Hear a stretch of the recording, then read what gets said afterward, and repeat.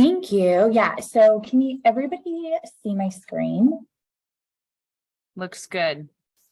Okay, let me make sure. I think I have it on the wrong side here. Hold on. Let me fix this.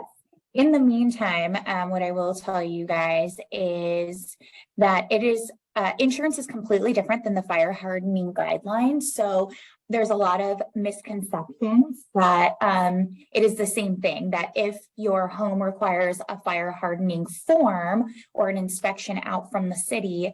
Now, can you guys see it? Yes, I see it. Okay, looks good. Perfect.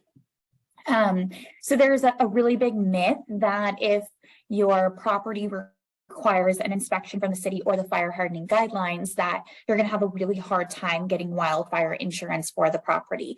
They are two completely separate things. One is required by the city and county, and insurance companies have a completely different map of what is required for wildfire insurance or what is difficult to obtain in terms of wildfire insurance. So basically my point in the wildfire hardening guidelines is, do not think that just because it does need that form that you're going to have an issue with insurance or not have an issue with insurance. They're completely unrelated to one another. The city could say, nope, we don't need this form, you're good. And then the insurance company will tell you, oh, this is in the middle of a forest, you can't get insurance here. So it's so weird how they determine what is high wildfire risk in terms of insurance versus wildfire hardening guidelines. So just don't correlate the two because they're just completely different. I hope that helps. Any questions on that? No. So we're going to go over a couple of myths, eligibilities, wildfire risk, why it's important to you guys. If at any point you guys have any questions, I can no longer see the chat, but you guys definitely feel free to jump off of mute and just ask your questions. So in terms of insurance cost, and then in terms of claims as well, one thing that I really wanted to point out to you guys that is quick, easy knowledge for you guys to use with your buyers, or even if you're discussing it with your sellers, is it is really dependent upon the size of the property. The smaller the property, the less expensive the insurance is going to be. The bigger the property, the more expensive the insurance is going to be. And the reason being is because it takes more money to rebuild a larger house, right? So the insurance inherently is going to have a lot higher coverage with a home that is bigger in size. It's directly correlated to the square footage of the house. The average going rate right now for rebuild cost is $300 to $350 price per square foot, depending of the quality of the interior, whether it's standard fixtures or completely upgraded touches. But $300 to $350 is a good rule of thumb, directly correlated to the square footage of the house. So if the house is only 1,000 square feet, but it's $3 million because it's on the coast of Cardiff, it's actually not going to cost very much because it's a smaller house. So it doesn't take as much money to rebuild versus a house that's out in like San Marcos or Escondido, because there's a lot more land and they have the ability to build bigger homes. Any questions on that? No? Okay, cool. So in terms of claims, my phone is going off here. In terms of claims, I know that you guys have to disclose that as part of disclosures. If the sellers had a claim on the property, right, you have to disclose that out to the buyers. The good news is that claim actually doesn't follow the buyers. It stays with the current owner. So when the sellers go to buy a new house, that claim is going to follow them on their record, just like a car accident, right? Like you had a car accident in a Mazda, car got totaled and you bought a BMW, well, that claim, that accident is still going to be on your record regardless of what car you're driving, right? It's the same thing with homeowners insurance. The claim is going to follow you regardless of what property you lived in. So as a buyer, you weren't the person that filed the claim. That's not going to be penalized on your insurance or the cost of your insurance in purchasing that property that previously had a claim. Does that help? Kind of give you guys some good tips in talking to your buyers.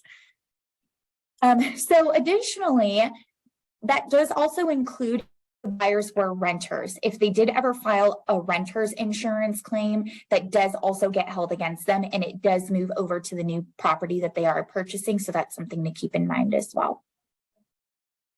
Wildfire risk, so this is probably the most important thing, is always check eligibility of the address before you guys even submit in an offer.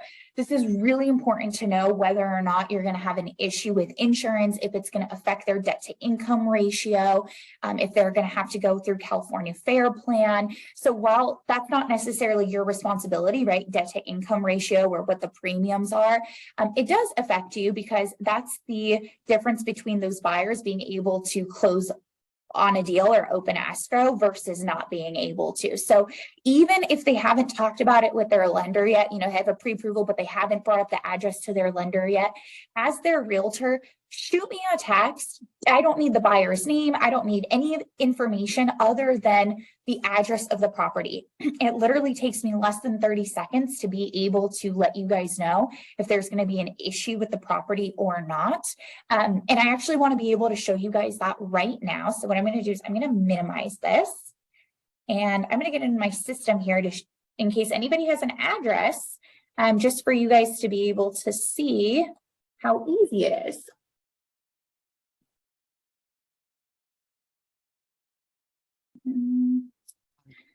Does anyone have an address, any address that they can I just do. use? Can Okay, great. can we use 532 Calle de La Paz? 532 Calle de La Paz, what city? It's in Escondido. Zip code? Oh, Is it 92029. Okay. It's a single family home. Yes, it's single family. Yeah. Okay. No concerns noted, follow normal underwriting guidelines. So this house is eligible. It took me, 15 seconds to type in the address and tell you guys whether it's eligible or not. I don't need to see pictures. I don't need an inspection. I don't need buyer information. This is such a huge resource and benefit to you guys. You seriously just shoot me over a text or an email with an address and I can look it up for you immediately and let you know, hey, this says no concerns noted. You are good to go. Write up all the offers you want. Or, oh no, it would tell me high wildfire risk ineligible.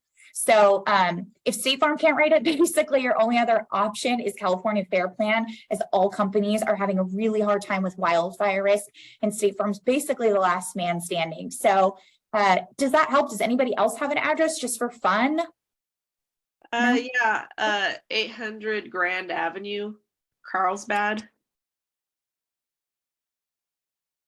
92008? Yes. Okay. No concerns noted. Good to go.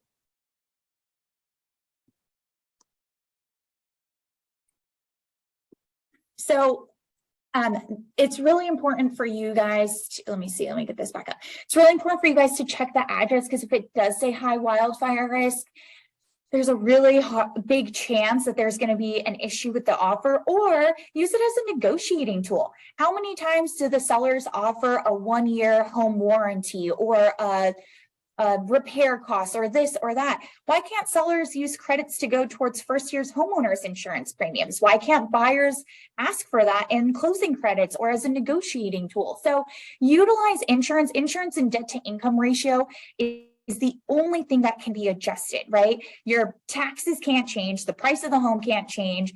Maybe you'll get lucky with your interest rate, but typically that's locked in. Your insurance is the only thing that can be adjusted in the debt to income ratio. So really use that to your advantage and finding an agent that can help you to increase the deductible and make the rate go down, or look at other things to help bring the cost of the insurance down so that they can be eligible for the property or stay within their budget. Next. Pretty much went over that, but basically, I am not a realtor. I'm an insurance agent. However, I do own a home. I do own investment properties. I am a landlord. I completely understand. I've gone through multiple transactions myself. I speak your language. I work your hours. My cell phone is literally glued to me at all times of the day. So if you guys ever need anything, my team and I have a fully staffed team. They're all licensed and local here in Carlsbad, down the street from you guys.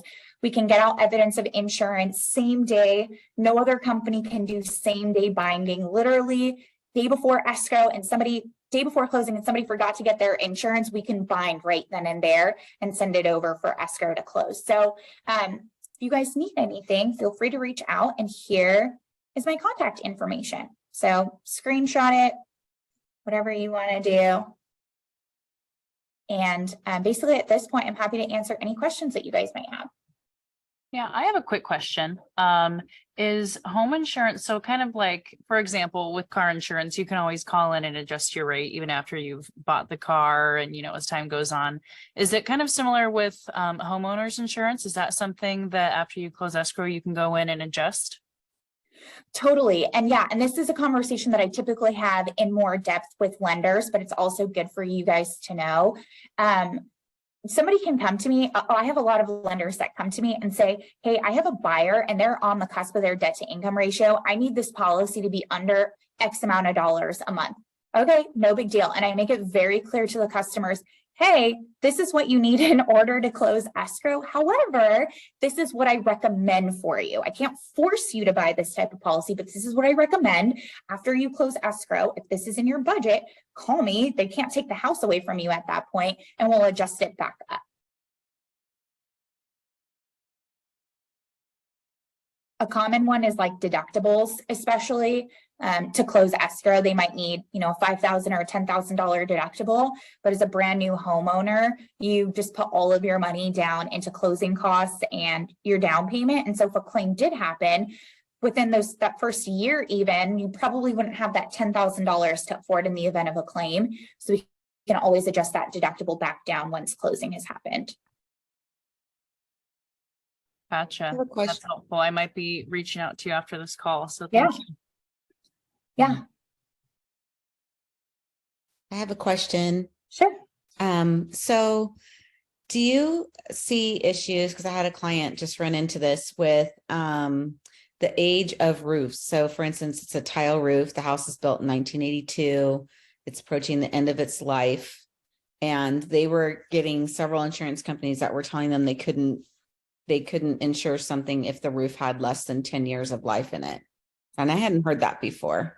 Not with State Farm. Yeah. So the insurance industry is like at an all-time crisis in the state of California, and they can't shut down with Department of Insurance. So what they're doing is they're restricting everything humanly possible to not be able to write new business. Just to put it in perspective for you guys, with every insurance company, including State Farm, every time I write a new policy, the insurance company is losing money. And it's so impactful at this point that they're doing everything they can to stop writing new insurance business and just maintain their current clientele. State Farm is the strongest and most financially stable insurance company in the country. We are the #1 insurance company for 100 years running. So being a $143 billion company, we have the ability to take on more losses than another insurance company does, or like smaller local companies like Wawanesa or, whatever the little California companies are. So not with State Farm. State Farm, there's no guidelines on roofs. We don't do a pre-insurance inspection.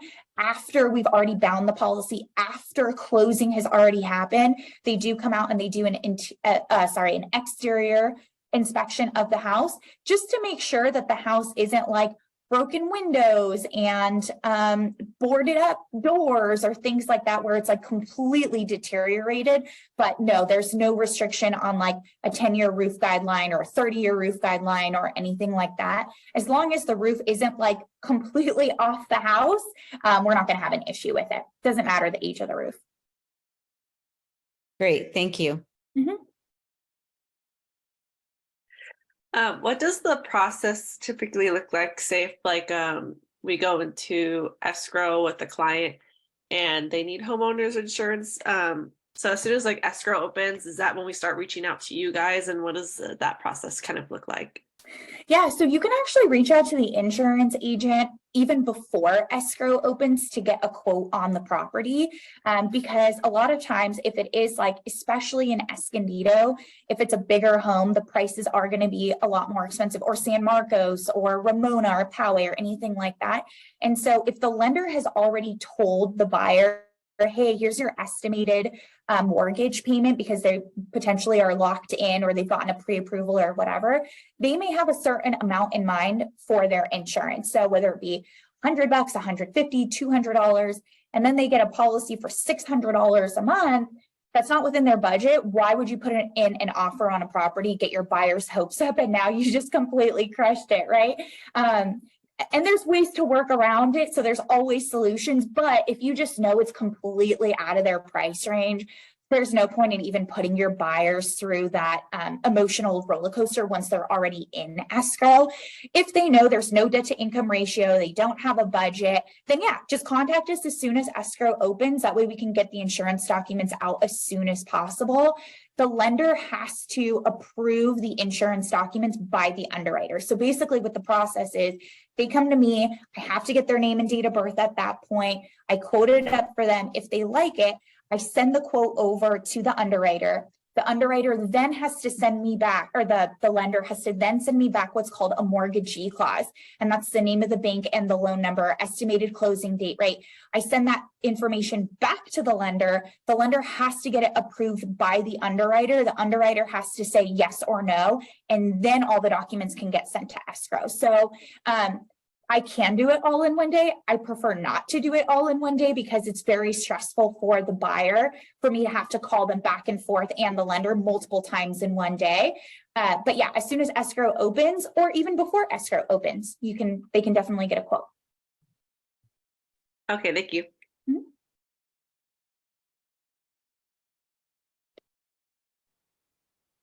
Does anyone have any other questions or maybe even like experiences? Yeah, has anyone like Past lost an transactions? offer because, or like has had to cancel escrow because of insurance? I'm curious to know myself. No, that's good. Nope, Actually, yeah. I did. I had a buyer client up here in San Jacinto that we ended up backing out of the deal due to the insurance because it was in the floodplain. Yeah. Yeah, it's bad. It's really bad right now. A lot of people are withdrawing offers because of how expensive it is, or just having to get multiple policies. Like you would have had to buy flood insurance on top of that. Well, we had insurance had elevations done. The seller even offered to pay the first 3 years of the insurance and they still backed out. Wow. Yep. Yeah. Are you guys familiar with Homeowner? Alpine, Homeowner out in East County? A little bit. Yeah. A little bit. Yeah. So my parents they live in East County, and they a couple of years ago wanted to buy a house in Homeowner. And at the time we didn't have the wildfire restrictions that we do now. And every time my parents talk about this one beautiful house that they wanted to buy, I remind them, I'm like, your insurance policy right now would have been like 30 grand a year. And it changes from one night to the next. But yeah, the places out in East County or like past Ramona, or if you get into parts of Valley Center, it's like $30,000 a year for like your average house. It's just absolutely unaffordable. And a lot of, I had one realtor who actually told me that their expenses have gone up so drastically. It's one of the reasons why they're choosing to sell the house, and primarily their homeowner's insurance just like doubled and tripled in pricing. So. There's another question that came up. Is that something that if you choose to renew the next year, they can increase your homeowner's insurance? Is that something that might increase like month to month, or how do those changes in price work? Yeah, no. So like all insurance policies, homeowners is really no different than auto insurance or any other type of insurance policy you have, but you are locked in for that renewal period, which is the term of 1 year for homeowners insurance. And your price cannot be adjusted up or down until the following year. At that point, the customer does get 60 days where their documents are sent to them prior to the renewal for them to either continue shopping, contact their agent. Something that my agency always does, especially if the homeowner's insurance is impounded into their account, like with their mortgage payments for future payments, they will be getting a letter in the mail from their lender saying, or their mortgage company saying like, hey, your mortgage amount has been adjusted because of all of your escrow expenses. So we contact out the customer 60 days in advance to have a full review. It's a 1 hour review where we go over all their insurance policies and figure out ways to reduce the premium, whether we're reducing the coverage the deductible, adding in wildfire level discounts depending on things that they've done to their house and like landscaping and that sort of thing to bring their premiums back down before the renewal actually hits. So that's just something we do in our office. But yeah, legally, any insurance company cannot adjust the rates until the renewal, which is 1 year. Gotcha. That's awesome that you guys will work with your clients to figure out ways to keep it affordable. I personally have never heard of that, so that's really cool. Yeah. Well, if I don't, they're going to shop and leave my agency. So it's a give and take, right? I want to work with them. They want to work with me. So yeah, we got to figure it out. Well, I don't want to take up more of your guys' time. I know you guys are out there prospecting and trying to get buyers and sellers. So if you have any questions, I will leave my information again in the chat. Feel free to reach out to me, or like I said, if you have a property that you need an address check on or anything like that, feel free to reach out. Yeah. I also have Alita in our vendor roster, so you guys can always check that out as well, or just text me or email me and I can share her contact card with you as well. So, all right.